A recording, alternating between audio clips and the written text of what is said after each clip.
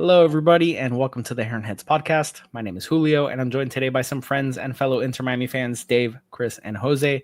And on behalf of the guys, we want to thank you for joining us on the Heron Heads podcast, your first stop for all things Inter Miami. Before we begin, huge shout out to our chief Heron Heads, Chow and Monty V. Thank you for your continued generous support. And if you'd like to support us on Patreon, you will find a link in the description wherever you are listening, along with some other fun links that you can check out. Today we will be previewing the upcoming MLS match between Inter Miami and Montreal. Back to MLS action for Inter Miami after a pretty long break with the Club World Cup. But back to the old grindstone, as they say. So, how's everyone feeling? How's everyone doing?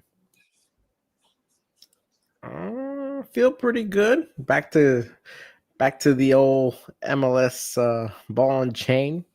I hope that we've actually grown from this tournament. I feel like the way we entered the tournament and the way we're leaving the tournament are they're two pretty different teams by the way that they played. So granted, and it's also two very different styles of play that we came to see against us in MLS action and then in the Club World Cup. So hopefully they can kind of maintain that level of play, and maybe I don't know. I'm kind of hoping that we don't get back to the MLS slog of low blocks and low intensity attacks, and just kind of really undermines the beautiful game that we're so accustomed to watching. So that's my hope, is when we return to the MLS action, that we're going to see some good ball, Yeah, I'm thinking same way, David. I'm hoping they come back re-energized. I know we have some injuries we're dealing with and all of that too, but I'm hoping the team comes back in a positive note, man. They made some noise, they got out of their group stage. They unfortunately played a juggernaut in PSG, and it is what it is. But man, they prove that they have something going on there that they could carry on into the MLS. We have a Leagues Cup coming up. To me, that's a must-win trophy right now. We haven't won anything this season, and there's just a lot of opportunities going forward. So I agree. I hope they come out strong and really take this second half of the MLS season by the horns and show them that they're ready to go. Yeah, it's just luckily we're coming into a match that it's Montreal. It's probably the best match right now to come into after this crazy congestion that we've been through. Montreal isn't the strongest. We know that. We saw them already once this season, and we beat the snot out of them. So it's probably a good match to start getting us back into the groove. We have another crazy congested schedule coming up. So it's a good match. It's a nice match. We still have those injuries. Bring those guys in and just get our feet under us again for the rest of the MLS season. Yeah, I totally agree with you guys. Ultimately, I think basically when Julio asked the question, "Are you guys ready?" I'm basically thinking, "Are we ready for the low block again?" Because that's basically what we're going to be looking at. It's one of those things that I'm not excited for, because I was kind of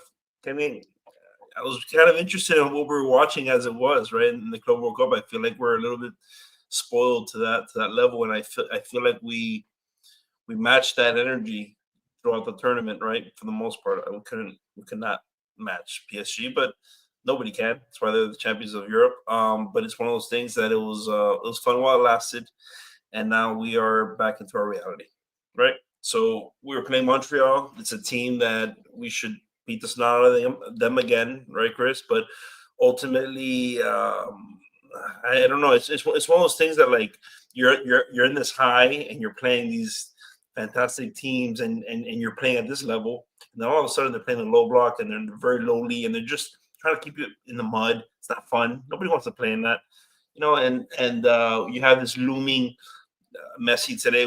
He's a free agent now officially, right?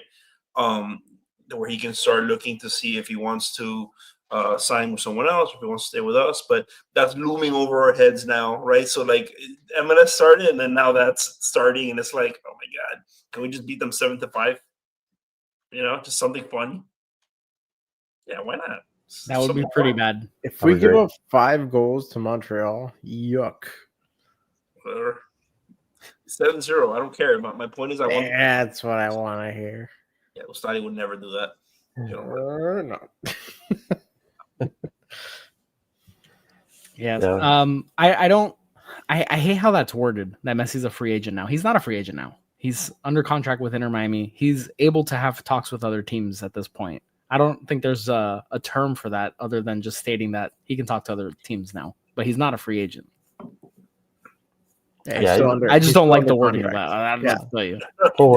Go Free agent, like it implies that he's not under contract, and he is 100% under contract right now. Yeah. And to be honest, there's a lot of rumors going around and all that. We could just get into it really quickly, but I don't think he's going anywhere. I think maybe it's just taking a little longer than what anticipated, but I really don't see him going anywhere else, man. The other one that I do see leaving and came out today is Luis Suarez possibly retiring after the season. That'll be that's a good rumor. That'll be somewhat good for us after the season he's had. It'll force us to actually get a true striker up there. But Messi, I don't think he's leaving, man. I don't see it happening. Yeah, I've seen him discuss that he's most likely to agree to play through 2026 with the player option for 2027. I think that's the most likely option for sure. I don't see him making this big investment coming here. Really, he's gambling on MLS doing well and the profit sharing and all that goes involved with being an owner. It makes sense for him to be there for the stadium's opening. So I wouldn't be surprised at all if that's the case. He at least plays 2026. 2027, that's a different story, but that's not our problem right now. Right now, we're looking at the short term for next season, and I'm very, very confident that he signs again with us. David's confident. We have right now Bootsy. We're not confident about him, right? We're not confident about Luis Suarez getting on that. Pretty much Suarez is done. Yeah. So his body quit on him. I think he realized that in this Club World Cup also. I think that helped guide that a little bit. I don't think he realized it enough to not play 90 minutes every match until the end of the season. And you know what, Chris? You better let him know. We're gonna keep doing it. We're gonna keep doing it every 90 minutes. Enjoy. You're gonna keep playing the game you love. It's the last hurrah. You gotta squeeze every last drop. Yeah. That's why we had to get rid of Campana. We're like, no, we want Suarez's farewell tour. Suarez all the time. 24/7, 365. Take it. It's the last dance, if you will. Horrible. My guess is that we'll see him rotated out of the lineup a few times over the next couple weeks. Do you really believe that, Julio? Yes, I do. There's too many games. Starting against no, but this is way more congestion. Like this is starting Saturday. It's like 7 games over 15 days or something crazy like that. Like it's some absurd. What? They don't like these players. They don't like the every 2-3 days games. That's what I'm saying. Yeah, that's impossible. That's what I'm saying. But we have to make up for the fact that we missed. It's 7 matches in the month of July, I think. That's what it is, right? It's like every Saturday and every Wednesday. Every Wednesday except for one Wednesday, which is wild. A lot. Yeah. So let's get into the match against Montreal. Like Jose sort of mentioned, Montreal's not a very good team. They're second to last in the overall standings in the MLS, and they're not very good.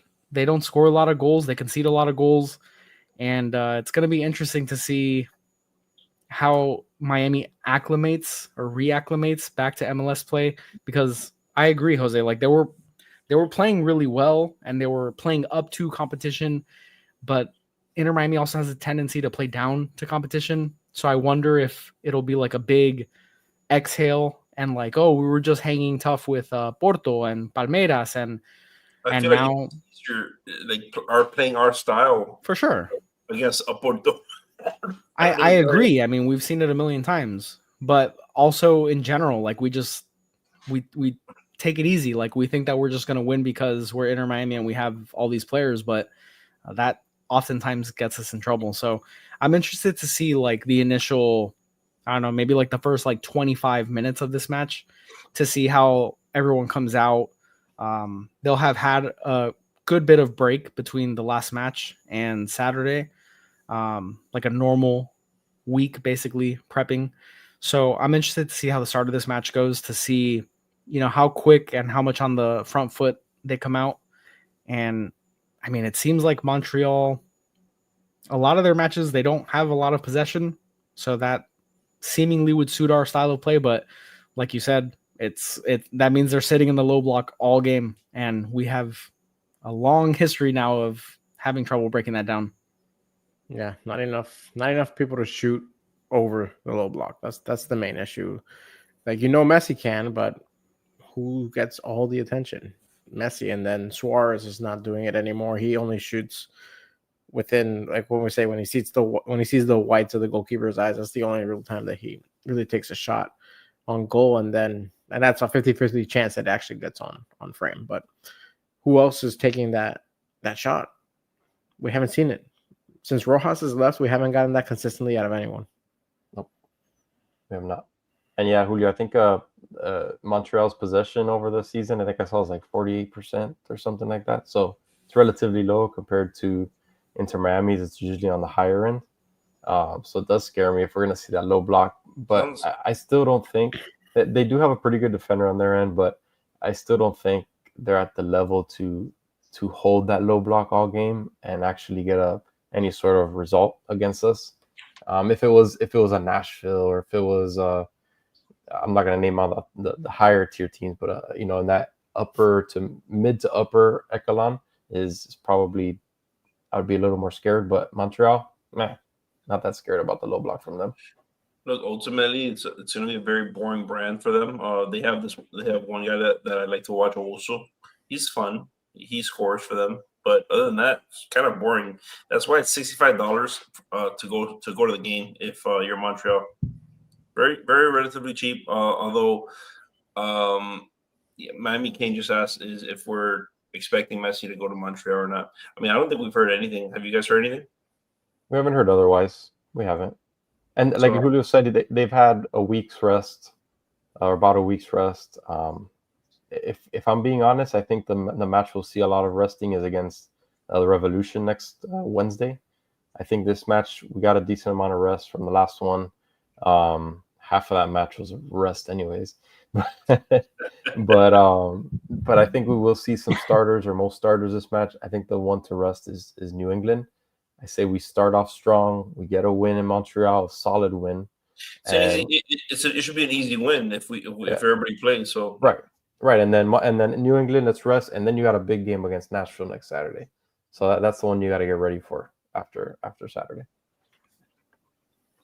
I get nervous about these easy wins because I don't know how many times we've seen us go against these teams that should be easy wins and we just fall flat, especially matches that we rest Messi in. Like, we've seen it too many times, especially this season, where they just get embarrassed sometimes by way less clubs. So I don't want to say that there's anything easy and they should be taking their foot off the gas on any of these.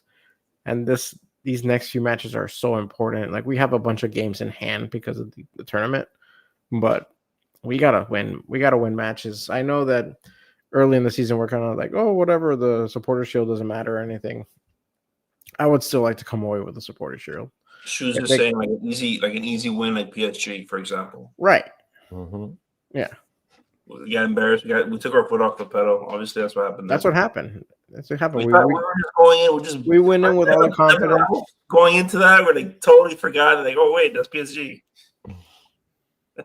Oh, it's that PSG. I thought it was a different PSG. Yeah. But yeah, if he doesn't play, I still think we're gonna win. Though I'm gonna be honest with you, I just don't respect him very much. I don't think they can win. Like, I think that's sort of the bigger thing. And over the course of 90 minutes, their defense shouldn't be able to hold up against us. But it goes back to something that Dave mentioned, is who's going to take shots over the top to sort of soften up the low block that they're probably going to sit in. Because they allow a lot of goals, but if they can limit our shot taking ability, which we tend to look for the perfect shot a lot of times instead of In just the letting it box. rip. Yeah. Yes, in the box.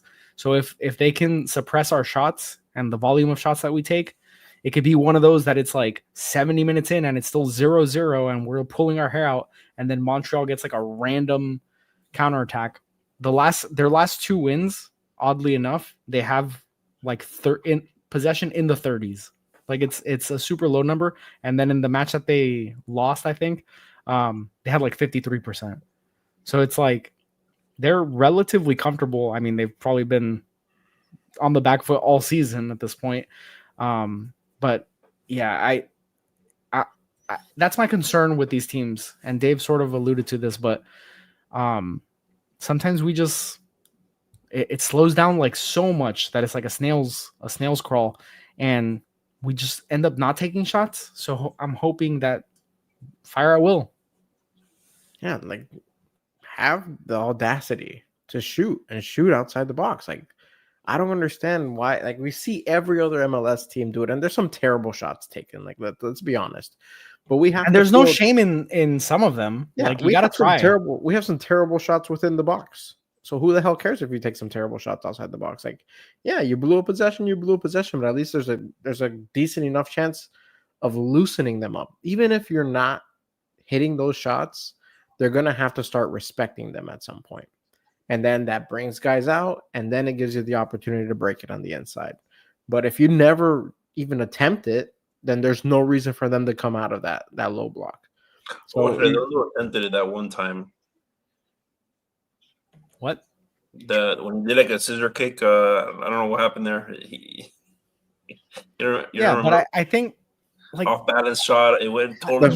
You gotta try. The fact that you can remember the one time he did it is a testament to how little we do it. Like we shouldn't be able to recall the one time one player did it. Does it. I'm gonna tell you, Federico, when he does it, it's usually wide right or just top. No, corner. It's terrible. But you know what? At some point, you just gotta let him rip. And the point is that the defenders, they have to step up to that.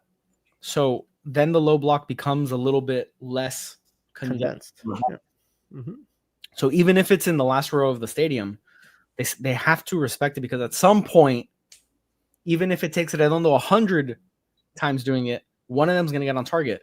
And then as you get to more talented players striking the ball, the amount of times that it will take to get it on frame will be less than that. And it goes back to it. Like the defenders have to come out of the shell, step up, and then there's more space for players like Messi to cut in, more space for Allende, more space for all these players to get in and get better opportunities than ripping it from 35 yards out. And good things happen when you put the ball on frame. Like, let's say Redondo does finally get it on target, and maybe the goalkeeper has to punch it or parry it or something, and then you have a chance of a rebound goal.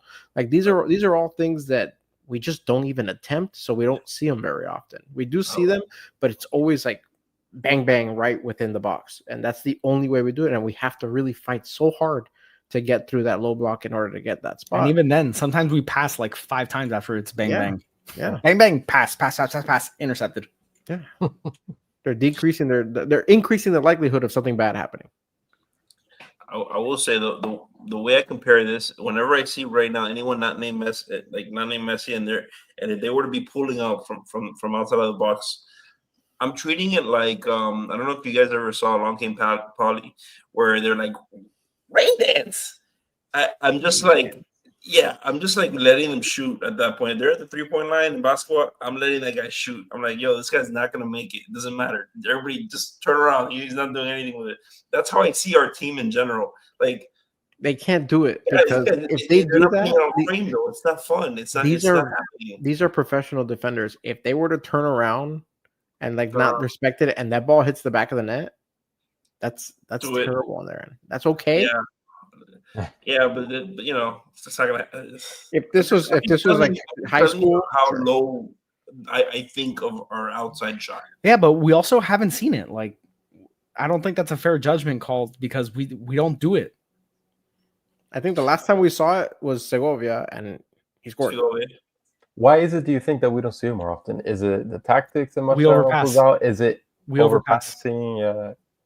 They like the to me, interplay.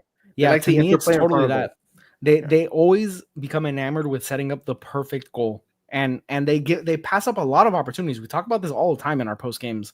It's like, oh, like he had a chance and he dummied it, or he tried to pass it across to Messi, or he had an open shot and opted to do a back heel to someone else. Like we do it all the time. They wanted to be on the Sports Center top 10. Ian Frey sometimes would have those shots. Everyone on our team has it. And you know who used to do it more and hasn't done it a lot this season at all? Jordi Alba, somebody who's very capable of doing that. And his involvement in the attack this season has been a significant drop off. Think about where he's getting the ball on the pitch, right? And where he ends up all the time. He always ends up on the left wing, completely as far out by the wing, and that's where he's going. I think there's one game that he started just meandering through the middle area, and I think we were just down and we just needed some sort of life, and he was doing that, and I was like, this is interesting. Then our back left wing back area was completely like whatever. No Allen's got it. That was his plan, but like he has been kind of like, if we see a little shot chart in the little area of like his red, like the red dots wherever they're at the most, I guarantee you his little area is like that little left wing area. But it's not just his movement; it's him on ball. I feel like he hasn't really made his presence felt in the attack. I don't know if that's by design by the other teams, but like even when Ian Frey's been in there, granted limited time, I feel like I've seen him be more dangerous and like weave through traffic and really try to produce offensively more than Alba this season in particular. And it's very odd because that's like, I don't think there's been any significant drop off in skill or anything with Alba. I don't know if it's Mascherano's plan or if it was just Tata being that much better than him tactically to really get him more involved. But that's something that I think that we need to look at and expect more, because Jordi Alba, outside of Messi, he's the second best player on this team.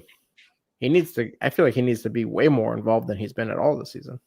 Well, I think the attack in general is just taking a big hit this season with Mascherano. So yeah, Alba, one of your best attackers, is going to take a hit. Messi is still doing Messi things, but he has to really force the Messi magic more often this season than what we've seen in the past. Luis Suarez, we know, is just done.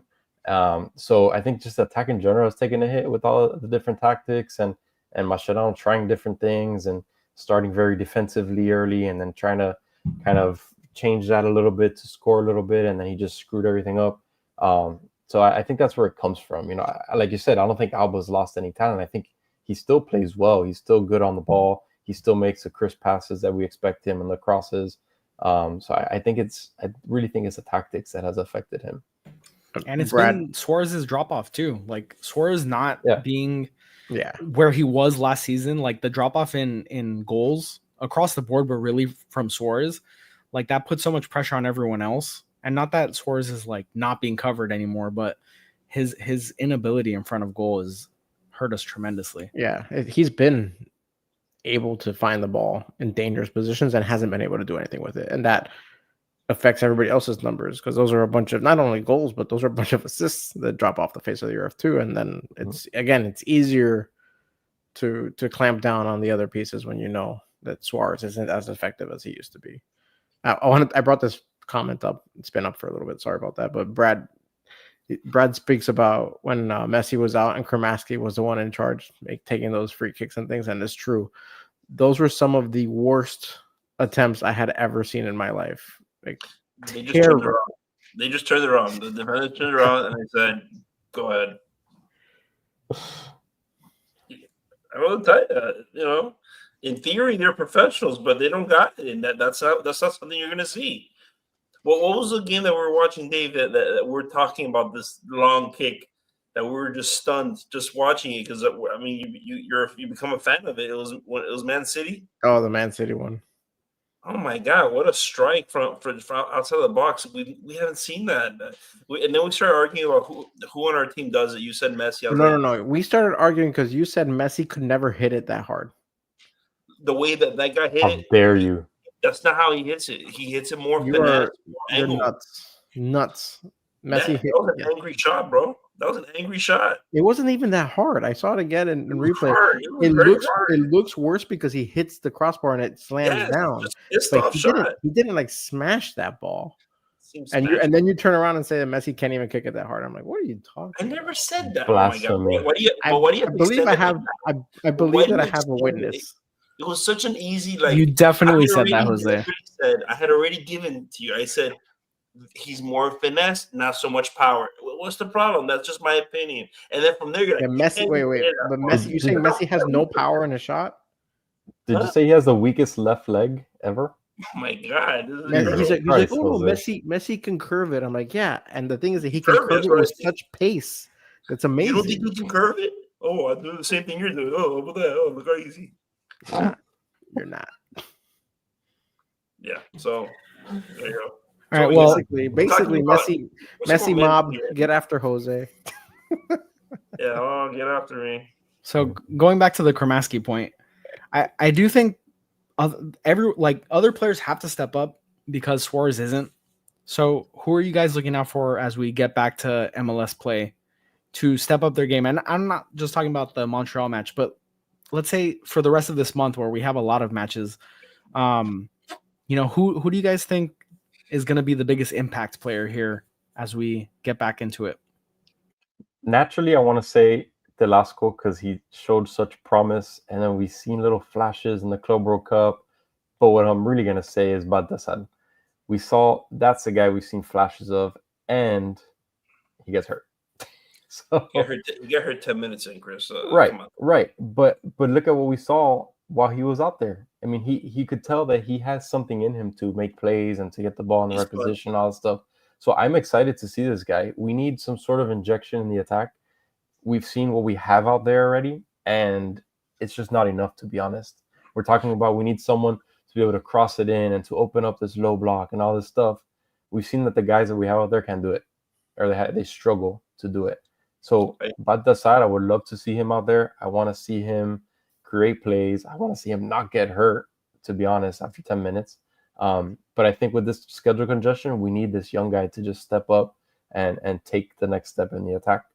If we're gonna go off of hopefuls, because there's guys that we normally see and we need them to step up, and if that's the case, like you said, Segovia, I would say Allende.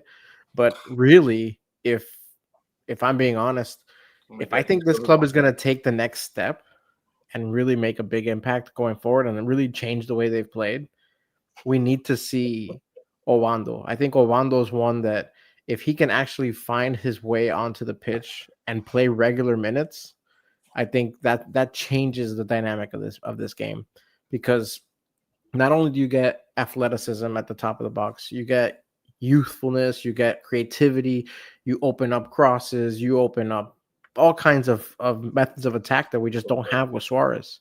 Yes, you lose some of the passing creativity, but this team has plenty of other people who can feed.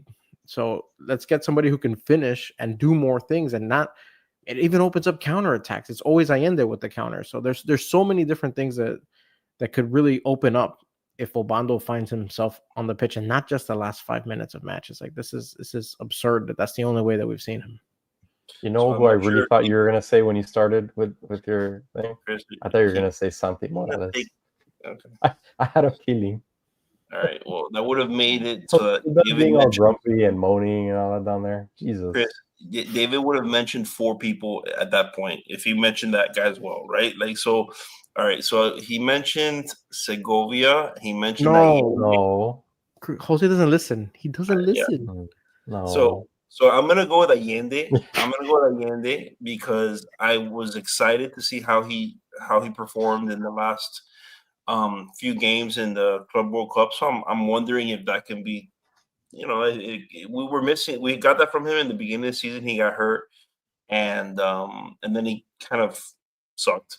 So I'm hoping that he doesn't suck. How about that? That'd be nice. Great analysis. Let me tell you. That'd be nice. Don't suck.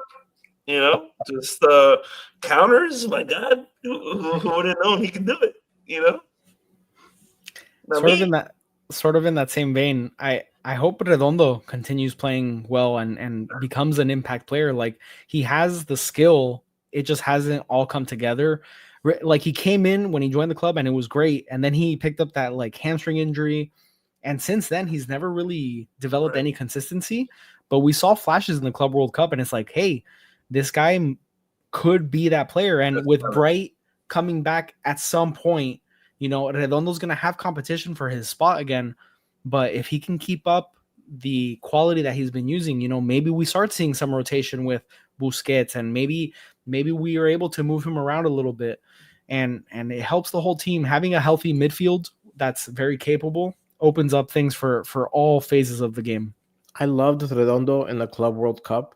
Mhm. And then part of me thinks, oh my God, is the MLS not the right venue for a player like Redondo? Yeah. Like, he brings good physicality with that style of play.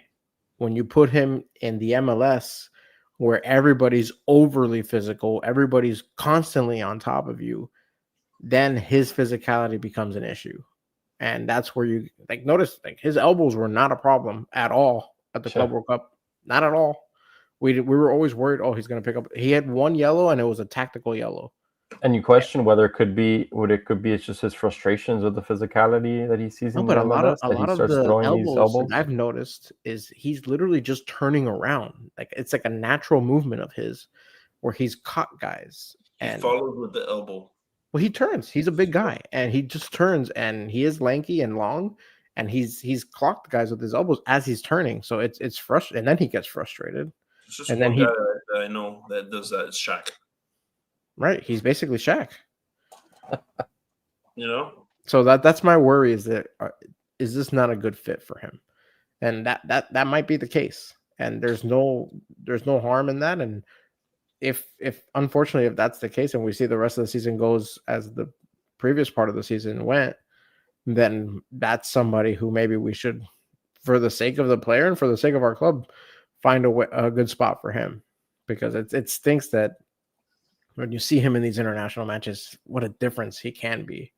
But the bulk of our games are in the MLS. It's the thing is that it's two prong, right? Like, it's okay. I agree with you. I think it is a little bit of that issue, right? Where he has that problem where he likes the space that we were just in, right? And then in the MLS, you don't get that space, right? So I feel like you need better footwork. He would need better footwork. He would need to improve his touch. A lot of times I feel like he would have a heavy touch. Even in this last tournament, I feel like he still had a heavy touch, but he was just still able to recover, right? Where in the MLS, it's just it's a swarm mentality. It's not necessarily better talent, but it's a lot of swarming around you, and it forces you to bounce out to someone else. And the next thing I was going to say is Macarena doesn't have Brad said that Macarena doesn't have the balls to drop Suarez. I mean, we've all wanted that, right? To start Obando, like David was saying earlier, when he was mentioning the four players that he likes coming into this next part of the season. When we talk about Obando, that's why I think he won't get it. I don't know if it's a contractual thing or not, like Shu said, but it's like it's him and then someone else for me, and we just started talking about him a little bit. Boosie, right? Like, I think if we're looking at the future of the club and starting to analyze where we're going from here, I don't think it includes Boosie nor Suarez, right? If we're just being honest, right? So we need Redondo to do good. We need to bring in Bright and see how they look together, right? I mean, the flip side of that is, if you're for sure moving on from Busquets and Suarez, it's not like that's it. What we have in the club is all we have. No, we're still capable of signing other players to fill these roles as well. Yeah. So it's not an end all be all. That's why I'm saying, if Redondo doesn't look like a fit, we don't have to force it. We can move on from Redondo and sell him or do something and bring on players that do fit. I think the Club World Cup helped him also. So if we it shows that he has a use in the right venue. Unfortunately, that venue hasn't been an MLS game. All right. So what do we think about this match? Is Dave Stradamus in the building? Dave, coming in is Dave Stradamus.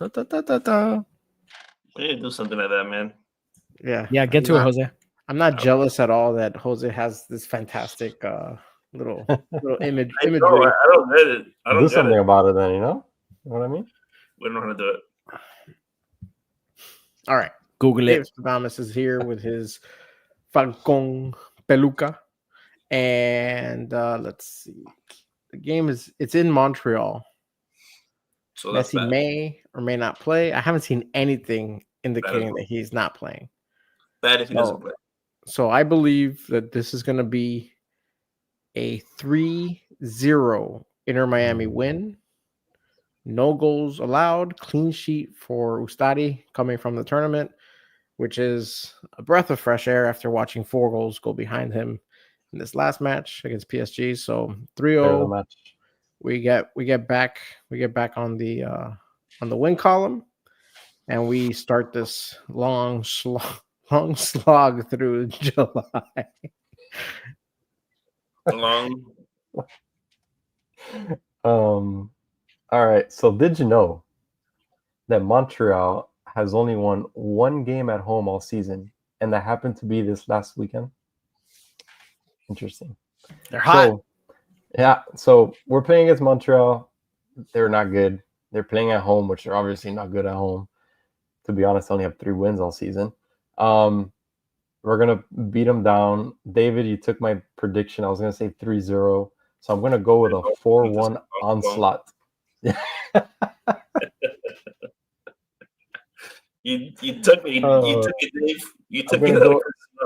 I'm going to go with a 4-1 onslaught. Whatever. 4-1 next. Aggressive 4-1. All right. I think it's going to be closer than that. I think we suck at away venues. I think they suck in general, and I'm worried that Messi doesn't play. All that being equal, 3-2. Messi somehow does play. All of that was for nothing. I mean, somehow there's no indication that Messi's not going to play, other than people in the chat saying it. Hey, I'm mid prediction. Thanks. The chat is Bible for Jose. Everybody, come on now. I'm Ron Burgundy. So the bets also brought to you by Jose. Plus 120 Messi, minus 105 Messi goal. You put $5 in for both those parlay. You get $14. What was the first leg? Miami winning. 1 plus 120. Okay, you said Messi for both of them. Messi goal minus 105. Thank you. It would be $14. Yeah. So 3-2. All right. I agree. I think it's going to be closer than we would want against Montreal. I think it ends 2-1. I think it'll probably be really close till the end. Unfortunately, we just have, for whatever reason, we play down to the opposition, and we have a hard time just beating them down like we did last season. Last season, it was much easier against these teams. We would run away with these games, but it seems like a much different story this season for whatever reason. So yeah, I think it's a close one, but Inter Miami, I don't see how they don't leave Montreal with 3 points. So I'll say 2-1, and Redondo scores the game winner from outside the box. How about that? Imagine that. So Jose can't imagine that. What was Jose's prediction? last time? 3-2. 3-2. So we have 3-0, 4-1, 3-2, and 2-1. And it takes a lot for me to say 2-1 because it's my least favorite prediction score of all time. I think it's such a cop-out. So basic.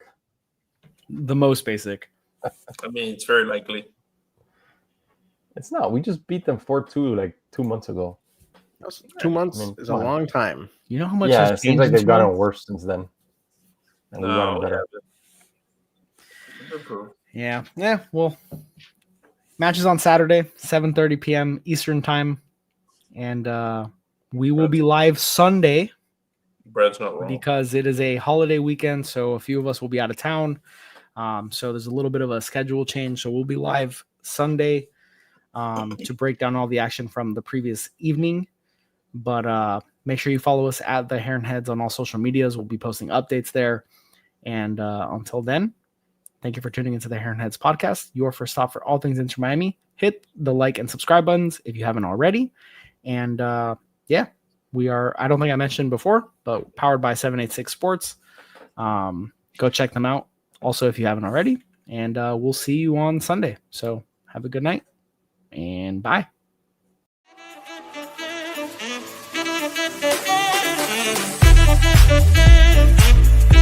right back.